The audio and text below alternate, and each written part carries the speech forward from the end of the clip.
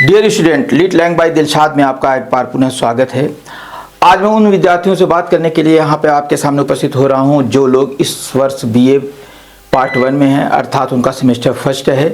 देखिए, आपको मैं बिना देर किए हुए, बिना किसी लंबी चौड़ी भूमिका के, इंग्लिश ईयर फर्स्ट है, सेमेस्टर फर्स्ट है और पेपर का नाम आपको पता है, English pros and computer writing and writing skill. इसमें जो यूनिट सेकंड है, आज उस पर हम चर्चा करें। यूनिट सेकंड में element of short story, plot characterisation, narrative technique and structure, और टाइप ऑफ प्रोज में prose style, autobiography, biography, memoir, travelogue, periodical essay, formal essay, personal essay, ये सारी चीज़ें हो गई हैं। अब हम आगे जो टॉपिक की बात करेंगे, एलिमेंट्स ऑफ शॉर्ट स्टोरी, इसी को पढ़ेंगे कि एलिमेंट कौन कौन से होते हैं, शॉर्ट स्टोरी के एलिमेंट कौन से होते हैं। ये यूनिट फर्स्ट का पहला टॉपिक है। इसी में सारी चीज़ों को मैं एक शॉर्ट टर्म में डाल दे रहा हूँ ताकि आपको एक एक करके सारी चीज़ें समझ में आ जाएं। तो इस पे ये इंट्रोडक्शन है। जैसे today we are going to explore unit second, elements of short story, plot characterisation, narrative technique and structure. इन चार चीज़ों पर हम डिस्कस करेंगे। सबसे पहले जान लेते हैं कि व्हाट इज डिफिनेशन इसकी, जो है what is short story. Short story की डिफिनेशन हम जान लेते हैं कि शॉर्ट स्टोरी क्या होती है। आप क्या जो मेन काम शुरू होता है यहीं से शुरू होता है। अ short story is one of the most powerful forms of the fiction. Fiction का ये सबसे पावरफुल और सबसे शक्तिशाली फॉर्म है, रूप है। अर्थात लिटरेचर के कई फॉर्म्स हैं, उन फॉर्म्स में सबसे शक्तिशाली और सबसे यूजफुल जो है फॉर्म है वो शॉर्ट स्टोरी है। फॉर्म्स ऑफ फिक्शन, दो it is short in length, it is a rich in meaning. हालांकि ये छोटा होता है लेकिन अर्थ में ये बहुत बड़ा होता है, ये रिच होता है। एंड आर्टिस्ट्री, और इसकी जो आर्टिस्ट्री होती है, जो इसकी बनावट होती है, ये बड़ी शानदार होती है। इसका आर्ट जो होता है, जो इसका कलाकार या कला, और या जो भी कह रहे थे, जो इसकी कलाकारी होती है, ये बड़ी शानदार होती है। To understand any short story, हमें किसी भी शॉर्ट स्टोरी को समझने के लिए सबसे पहले क्या करना पड़ता है, to understand any short story deeply we must examine its essential elements. देखिए, हमें शॉर्ट स्टोरी समझने के लिए, देखिए एक चीज़ है, हम लोग दो तरीके से कहानी पढ़ते हैं। जैसे एक होता है जो कहानी पढ़ करके एंजॉय करता है, एक होता है कहानी को समझता है। तो अगर आप कहानी को समझने वाले बनते हैं और कहानी को समझ करके पढ़ते हैं, क्योंकि आप पढ़े लिखे लोगों में आप गिने जाएंगे, आप लोगों के पढ़े लिखे लोगों की में गणना होगी। तो जब आप लोग पढ़े लिखे लोग माने जाएंगे तो आपसे बहुत ज़्यादा एक्सपेक्टेशन होता है सोसाइटी का, फैमिलीज़ का और बहुत से लोगों का। तो इसमें जो है ये होता है कि इसमें क्या चीज़ें, इसको डीपली आपको समझना होगा कि इसके पीछे कौन सा रहस्य है और किस तरीके से इसको समझा गया है। तो इसको आपको एक्सप्लेन करना होता है। तो ये कह रहा है कि कैसे हम शॉर्ट स्टोरी को समझते हैं। We must examine the essential elements, तो हमें इसके एलिमेंट्स को ज़रूर, जो इसके मुख्य और ज़रूरी एलिमेंट्स हैं, हमें उसे हर हाल में समझना होगा। Today we will discuss these elements one by one. हम इसके एक एक एलिमेंट्स को समझ लेंगे with example from famous stories. Famous stories को इसको लेते हैं। सबसे पहले देखिए, इसमें बात आती है प्लॉट की, कथानक की। The plot is the arrangement of the events in a story. देखिए, प्लॉट को मैं कई तरीके से बता रहा हूँ, कोई भी आप माइंड में रखिएगा कि प्लॉट क्या होता है। इज द अरेंजमेंट, प्लॉट जो होता है is the arrangement of events. घटनाओं का एक अरेंजमेंट होता है कि किस घटना को किस तरह से कहाँ पे रखा जाए। देखिए, आज सोशल मीडिया का ज़माना है। बहुत बार ऐसा होता है कि आप लोग सुनते हैं, जब उसकी रियल और लाइव कोई चीज़ सुनते हैं तो वो अलग तरीके की होती है। लेकिन फिर कुछ यूट्यूबर्स होते हैं, कुछ और लोग होते हैं जो रील बनाने वाले होते हैं, उसके पार्ट को काट काट करके अलग तरीके से उसको सेट कर देते हैं। तो वहाँ पे कुछ अलग तरीके से बना था और यहाँ पे कुछ अलग तरीके से बना था। तो देखिए, इसी में ये चीज़ होती है, ये अरेंजमेंट ऑफ इवेंट्स होता है इन स्टोरी। स्टोरी में किस तरीके से घटनाओं को कहाँ, किस घटना को कहाँ पे शो करना है, ये एक बहुत इंपॉर्टेंट चीज़ होती है। आगे देखिए, ये आगे इसमें कह रहा है कि it is the backbone of the short story. Short story की ये बैकबोन होती है, अर्थात रीढ़ की हड्डी होती है जिसके माध्यम से आप इंसान खड़ा होता है, इसी के सहारे ये कहानी खड़ी होती है। A well constructed plot usually has 5 stage, ये इसके 5 स्टेज होते हैं। अगर एक अच्छा प्लॉट है तो उसके जो है 5 स्टेज होते हैं, ये जान लीजिए हैज 5 स्टेज, इसके 5 स्टेज, मतलब ये कह रहा है कि वेल कंस्ट्रक्टेड जो प्लॉट होता है, जो अच्छी तरीके से बनाया हुआ प्लॉट होता है, उसमें 5 स्टेज होते हैं। इसमें सबसे क्या होता है, सबसे इंपॉर्टेंट क्या होता है, एक्सपोजिशन अर्थात इंट्रोडक्शन। देखिए ध्यान दीजिएगा कि मैंने ड्रामा अभी तो आपका नहीं आया है ड्रामा, इसमें इसका जो एक सबसे इंपॉर्टेंट जो तरीका होता है, आपने बहुत से जगह पे पढ़ा होगा, अपनी बुक में भी पढ़ा होगा कि एक डायग्राम दिखाया जाता है इस तरीके से, इस तरीके से इसका डायग्राम दिखाया जाता है, ठीक ना, इस तरीके से इसका डायग्राम दिखाया जाता है। तो यहाँ पे जो होता है एक्सपोजिशन दिखाया जाता है, ये यहाँ पे एक्सपोजिशन दिखाया जाता है। ये पहला वाला मैं नंबर दे दे रहा हूँ यहाँ पे, ये पहला वाला कि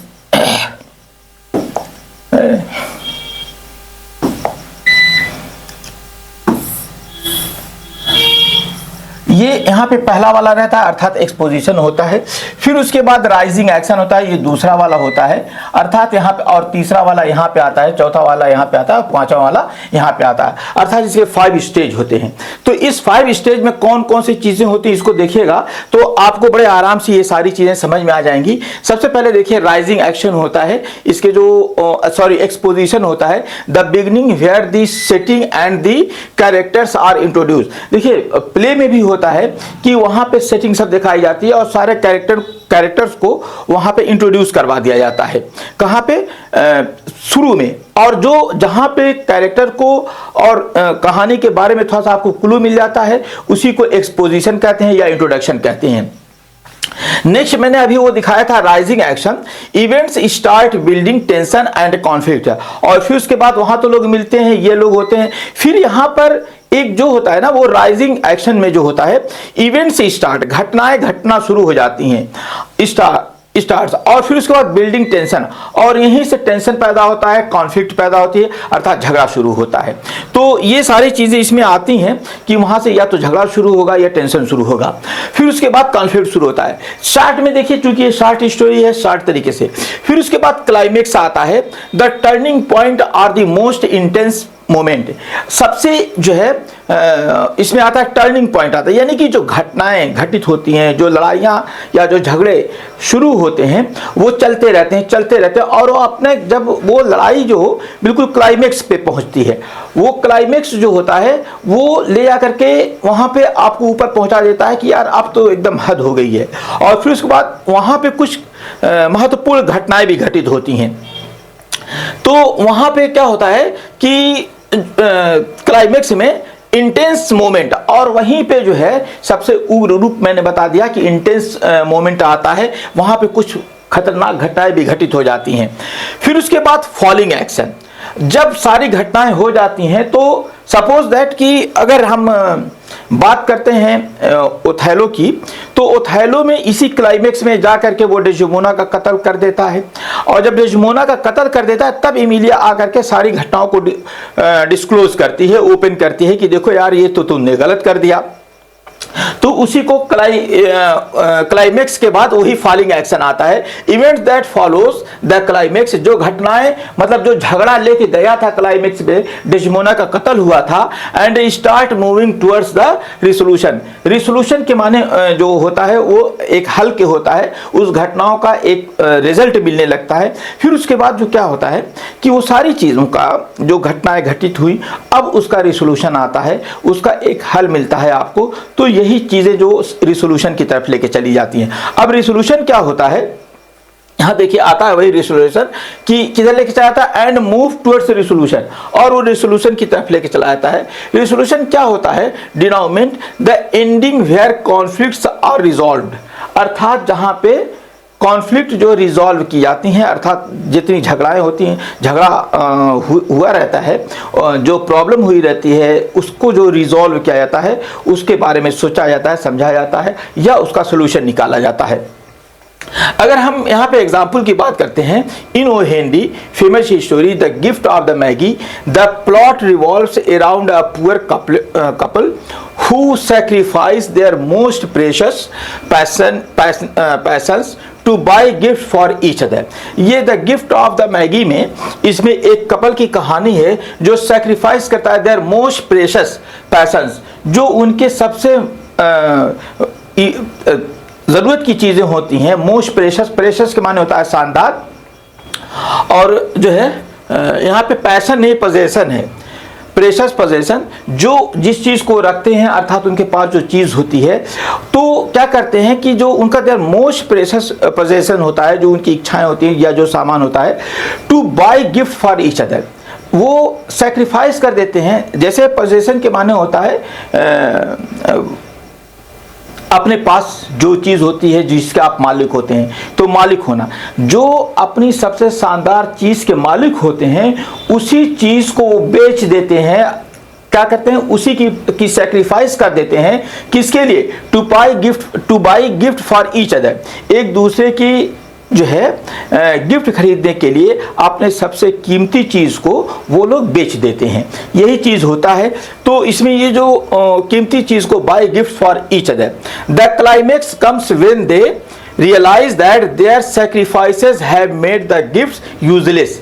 और जो है उनको ये पता लगता है कि जब कहानी का एंड होता है, जब वो एक दूसरे को गिफ्ट देते हैं, तो पता ये लगता है कि जो चीज़ उनके पास होती है, जिसके वो मालिक होते हैं, पोजेशन के माने मालिक होना होता है, तो जो चीज़ के वो मालिक होते हैं, जो चीज़ उसके पास होती है, उसमें कुछ कमियां रहती है, कुछ उसमें नीड्स होती हैं, तो वो सोचते हैं कि भाई इसके बिना ये सामान इसको बेकार है और ये इसका बहुत ही फेवरेट है, और वो सोचती है कि ये इसका बहुत फेवरेट है और इसका ये सामान अगर मिल जाए तो ये इसका यूज़फुल हो जाएगा। तो वो क्या करती है कि अपना वाला सामान बेच करके उसके वाला एक पार्ट खरीद लेती है, फिर और ये क्या करता है, ये अपना वाला सामान बेच करके उसके वाले पार्ट खरीद लेता है जो वो बेच चुकी होती है। तो अब दोनों का गिफ्ट जो होता है ना वो बेकार हो जाता है। तो यही ये बात कहता है कि have made the gift useless but at the same time revealed their deep love.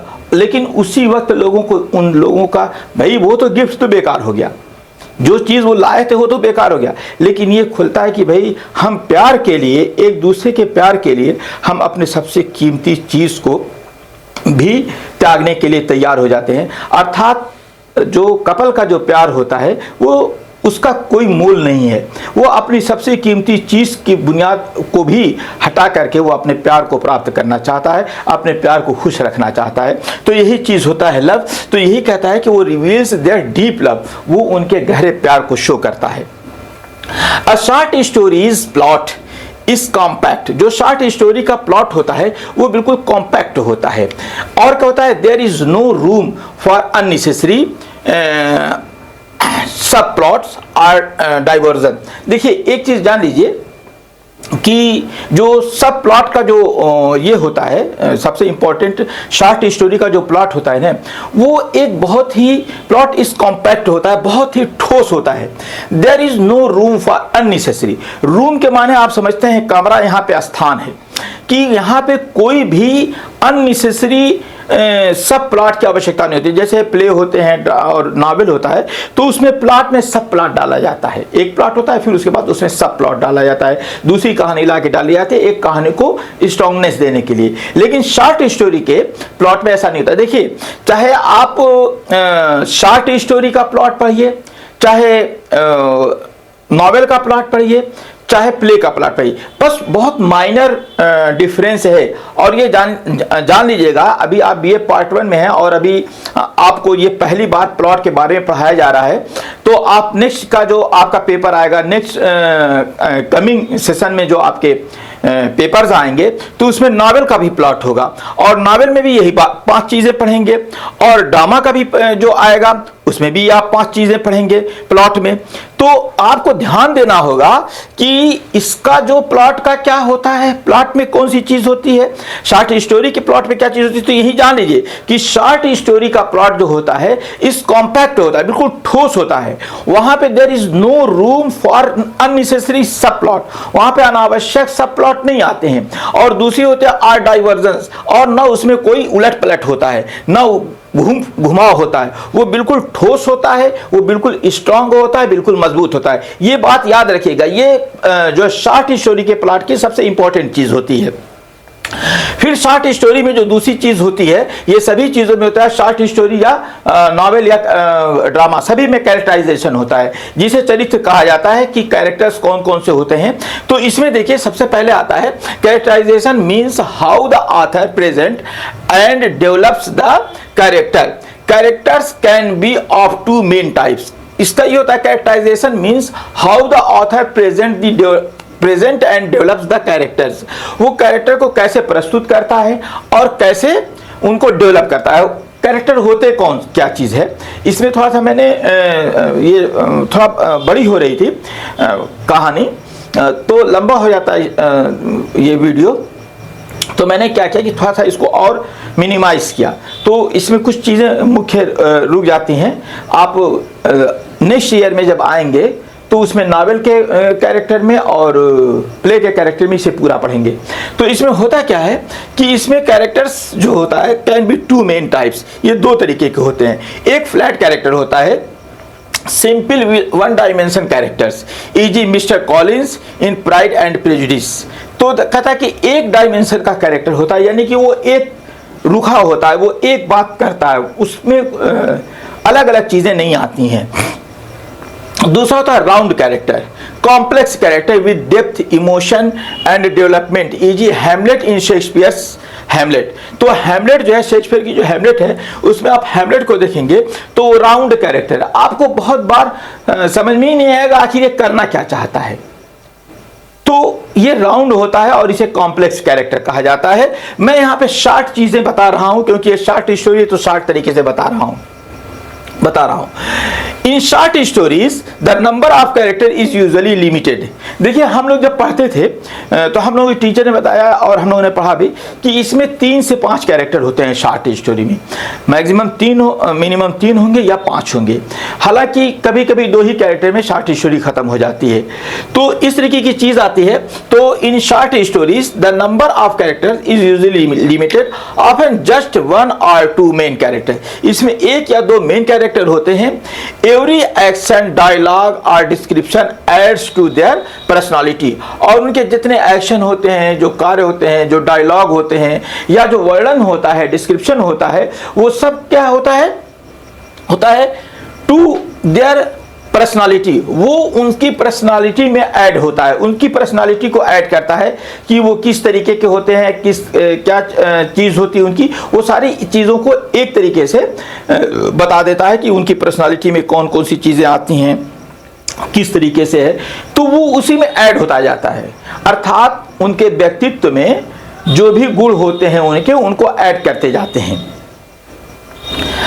For instance, in the last leaf by O. Henry, the old painter Burman is characterized as a failed artist but ultimately shown as a selfless man who sacrificed his life to save a young girl's hope। देखिए एक बात, ये last leaf आपने पढ़ा है ओ हिंदी की short story है, उसमें क्या आपको मिलता है कि इसका सबसे जो है अच्छा उदाहरण है या सबसे शानदार इंस्टेंट उदाहरण है। ये कौन सा है कि in the last leaf O Henry, जो ओ हेनरी की लास्ट लीफ है, द ओल्ड पेंटर बर्मन नाम का एक ओल्ड पेंटर है, इस कैरेक्टराइज, उसको कैरेक्टराइज किया गया है, अर्थात उसका जो चित्रण किया गया है उसमें एज अ फेल्ड आर्टिस्ट। वो फेल्ड आर्टिस्ट है, उसका कोई भी कला या उसका कोई भी आर्ट मशहूर नहीं हुआ है। बट अल्टीमेटली, लेकिन अंत में क्या होता है कि shown as a selfless man, लेकिन फिर उसको दिखाया जाता है कि वो एक सेल्फलेस मैन है, who sacrifices his life to save a young girl's hope. और फिर उसके बाद उसको दिखाया गया कि वो एक नौजवान लड़की है, उसकी आशाओं को वो क्या करता है, वो सेव कर लेता है। आगे आता है इसमें young girl hope, his characterisation makes the story powerful, और उसकी कैरेक्टराइजेशन ही उसकी कहानी को पावरफुल बना देती है। इसमें नेक्स्ट पार्ट आता है नारेटिव टेक्निक, कथन तकनीक। क्या इसका कथन तकनीक क्या होता है? Narrative technique is how the story is told. ये नारेटिव टेक्निक जो होती है, कहानी कहने का जो तरीका होता है, इसी को नारेटिव टेक्निक कहा जाता है कि किस तरीके से कहानी कही जाती है। Narrative technique is how the story is told, कहानी कही कैसे गई है। देयर आर डिफरेंट मेथड्स, कई तरीके से कहानी कही जाती है। जैसे फर्स्ट पर्सन नारेटिव, सबसे पहले आता है फर्स्ट पर्सन नारेटिव, कि इसमें जो है एक जो होता है वो फर्स्ट पर्सन होता है, यानी कि खुद ही वो कहानी कहता है। इसमें देखिए क्या होता है कि first person narrative, the story is told by character with in it using I, वो आई को यूज करता है। और इसमें जो मैं एग्जाम्पल दे रहा हूं, जो एजर अल उना का जो है, अल उना प्रो का जो ये कहानी है, द क्या कहानी का नाम है, द टेल हार्ट बाई एजर एलन पो। एजर एलन पो की जो ये कहानी है, एंड पो है ना, एजर एलन एंड पो, एल एन पो इसका पूरा नाम होता है, एजर एल एन पो ये है। तो उन्हीं की ये कहानी है, और इस कहानी में क्या कहता है कि वो फर्स्ट पर्सन आई का यूज किया जाता है। नेक्स्ट आती है third person story, narrators knows only one character's thought. इसमें एक किसी कैरेक्टर के थॉट्स को, विचार को जानता है, और उस जिसमें जो है वही जो होता है वो क्या होता है, ऑमनिसेंट होता है नारेशन। और उसका ऑमनिसेंट नारेशन के माने होता है सर्वज्ञ, यानी कि उसके बारे में वो सब कुछ जानता है। सर्वज्ञ, ऑमनिसेंट के माने होता है सर्वज्ञ, उस कैरेक्टर के बारे में। आप ऑमनिसेंट माने गॉड मत समझ आइएगा यहाँ पे। यहाँ कहने का मतलब ये कि जिसका वो बात करता है, जिसके बारे में वो बात करता है, उसकी सारी चीजों को जानता है नारेटर को। और नारेटर इसमें आगे क्या कहता है, narrator knows everything about all characters. तो ये बता रहा है कि ऑमनिसेंट नारेशन होता है, यानी कि वो हर चीज, कैरेक्टर के बारे में हर चीज वो जानता है। Flashback, return to the past events, फिर उसके बाद फ्लैशबैक के माने होता है पास्ट इवेंट्स, जो घटनाएं घटित हो चुकी हैं उसको की तरफ वो वापस आता है। इसमें नेक्स्ट बात आती है स्ट्रीम ऑफ कॉन्शसनेस। उसके अंदर दूसरी चीज जो आती है, स्ट्रीम ऑफ कॉन्शसनेस की जो ये आती है। तो स्ट्रीम बेसिकली आप कहते हैं कि जो धारा होती है, जो फ्लो होता है, उसी को स्ट्रीम कहा जाता है। इसमें कॉन्शसनेस का एक फ्लो होता है। तो फ्लो ऑफ कैरेक्टर्स थॉट्स, जो कैरेक्टर के थॉट होते हैं उसमें एक फ्लो होता है। And feeling used by Virginia Woolf, James Joyce. इसमें क्या दिखाया गया है कि flow of the characters thought, character thoughts को दिखाया गया है। एंड फीलिंग्स दिखाया गया है कि जो कैरेक्टर के थॉट्स होते हैं, जो फीलिंग होती हैं, उसी को बड़ी शानदार तरीके से वो शो करता है। जैसे एग्जांपल में मैंने दिया है वर्जीनिया वुल्फ, जेम्स जॉयसी की दिया है। और नेक्स्ट एग्जांपल दिया है the tell heart is told in the first person narrative which makes the story more psychological and intense. वो जो है ज्यादा साइकोलॉजिकल या ज्यादा उग्र बना देती है, उसे ज्यादा गंभीर बना देती है। इंटेंस के माने गंभीर के यहाँ पे है। इसका स्ट्रक्चर कैसा होता है, देखिए सबसे इंपॉर्टेंट चीज होती है the structure of the short story means it's framework. Structure के बारे में इसका फ्रेमवर्क क्या होता है, किस तरीके से इसको क्रिएट किया जाता है। सबसे इंपॉर्टेंट चीज आती है, इसमें आता है the way the plot. Plot का ये तरीका होता है, the way the plot, character, dialogue and theme are arrange. इसमें सारी चीजों को अरेंज किया जाता है, किसको, कैरेक्टर को, डायलॉग को और उसकी थीम को अरेंज किया जाता है। अनलाइक नावल, जैसे नावल में नहीं होता है ना, कि नावल के विपरीत जो होता है novel, the structure the unlike novels the structure of the short story must be tight and unified। जिससे देखिए जो नावल का स्ट्रक्चर होता है, अभी आप जब पढ़ेंगे नावल के बारे में तो उसमें मैंने बताया है, मैं बताऊंगा, आप वो देखिएगा। हालांकि नावल वाला वीडियो जा चुका है, लेकिन अभी आपका उसको कोई ये नहीं है देखने का। जब आप नावल का टॉपिक आएगा तो आप उस स्टोरी को देखिएगा कि उसमें क्या आता है। तो उसमें क्या कहता है कि अ short story must be tight, unlike novel the structure of the short story must be tight and unified. वो कहता है कि वो जो उसका कैरेक्टर होता है, स्ट्रक्चर होता है, ढांचा जो होता है, वो टाइट नहीं होता, वो कहीं कहीं बीच बीच में बहुत खुला होता है, क्योंकि अगर वो खुला नहीं होगा तो कहानी लंबी होगी ही नहीं। और ये जो संगठित होता है और टाइट होता है, इसमें कहीं फालतू की चीज़ें, मैंने आपको बता दिया है पहले ही कि इसमें कोई भी स्थान नहीं होता है फालतू चीज़ों को डालने का। इसमें क्या कह रहा है, a well structured short story creates single effect on the reader, वो एक प्रभाव डालती है। Edgar Allan Poe the father of the modern short story, Edgar Allan Poe को father of short story, modern short story का पितामह कहा जाता है। सेड दैट, वो क्या कहता है, said that a short story should be read in one sitting. इसका एक कहना है कि शॉर्ट स्टोरी को एक सिटिंग में बैठ करके, अर्थात एक बार बैठे तो आप उसे पूरी पढ़ लें। And should aim at a producing one single emotional effect, और उसमें एक सिंगल इमोशनल इफेक्ट होना चाहिए, एक सिंगल प्रभाव होना चाहिए। ये नहीं कि कई प्रभाव उसमें डाल दिए जाएं। इसकी जो शॉर्ट स्टोरी का जो पार्ट होता है, इसमें एक चीज़ को डाला जाता है। अगर हम एग्जाम्पल की बात करते हैं तो in Poe's The Fall of the House की है of Usher the structure is carefully arrange to build a mood of suspense, उसमें सस्पेंस का जो है मूड जो बनाया गया है, बिल्ड किया गया है। एंड हॉरर, उसमें सस्पेंस और हॉरर का मूड बनाया गया है।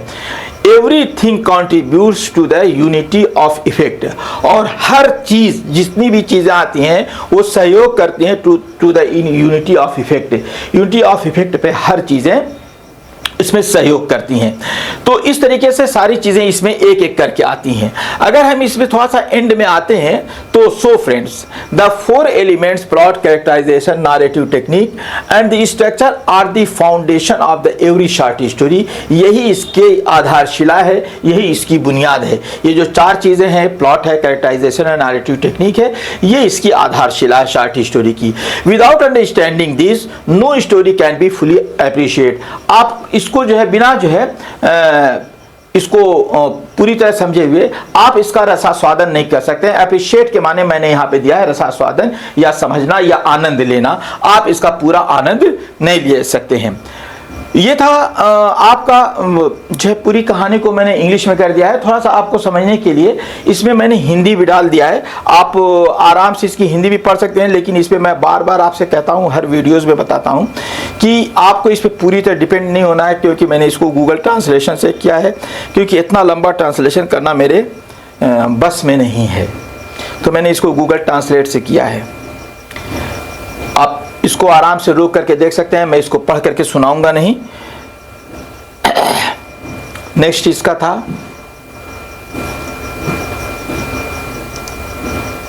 स्ट्रक्चर, है ना।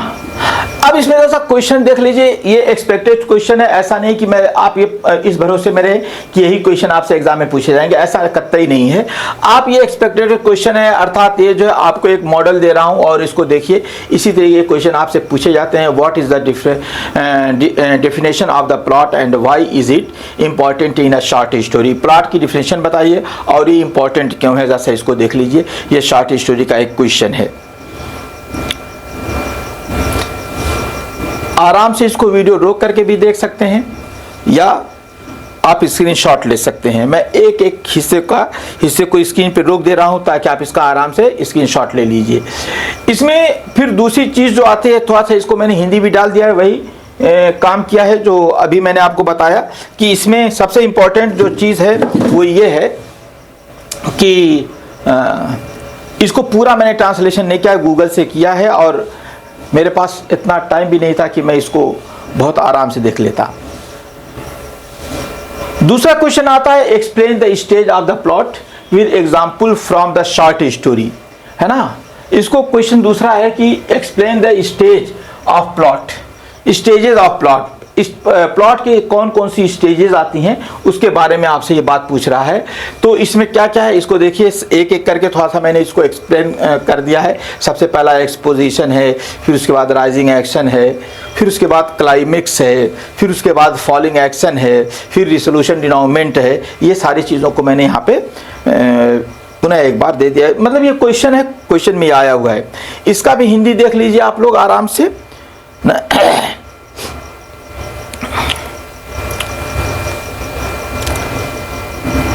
फिर उसके बाद आपका नेक्स्ट क्वेश्चन, थर्ड क्वेश्चन आता है, how does the plot contribute to the theme of a short story. ये जो है कैसे होता है, how does the plot contribute to the theme of short story. कहीं कहीं ये इंग्लिश वाला जो पोर्शन आता है, अर्थात मैंने इसको इंग्लिश और हिंदी दोनों में लिखा है। तो ये जो क्या कर रहा है, plot contribute to the theme, कैसे प्लॉट जो है कंट्रीब्यूट करता है थीम को, ये क्वेश्चन था।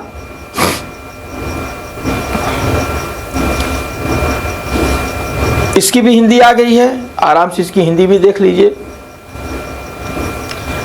नेक्स्ट क्वेश्चन आता है, discuss difference between a simple and a complex plot with example. Simple और कॉम्प्लेक्स प्लॉट का जो है डिफरेंस बताइए, उस पर डिस्कस कीजिए। इसको भी आराम से आप देखिए। छोटा सा क्वेश्चन, छोटे शॉर्ट क्वेश्चन के रूप में दिया है, इसकी हिंदी है ये। फिर उसके बाद नेक्स्ट पांचवा क्वेश्चन जो है ये आता है, how does a short story plot create suspense, कैसे सस्पेंस क्रिएट करती है, एंड एंगेज द रीडर, कैसे एंगेज किए रहती है रीडर्स को अपने पास।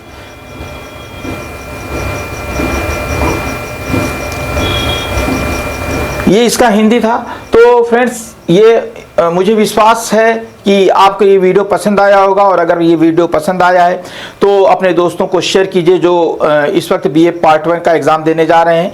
क्योंकि अब ये जो पेपर आ रहा है आपका, ये आपके लिए जो पेपर है ये इसी महीने में पढ़ने वाला है। अब इसको जो है आप पढ़िएगा और अध्ययन कीजिएगा ताकि आपका परीक्षा में अच्छे नंबर आए। तो वीडियो अगर पसंद आया तो लाइक कीजिए, शेयर कीजिए, और जो है चैनल को सब्सक्राइब करने के बाद बेल आइकन को अवश्य प्रेस कर लीजिए। और अगर आपको कोई समस्या हो तो आप जो है इस पर कमेंट ज़रूर कीजिए ताकि मैं आपको उचित जो है वीडियो देता रहूं, उचित डायरेक्शन देता रहूं। मिलते हैं अगले वीडियो में। Thank you.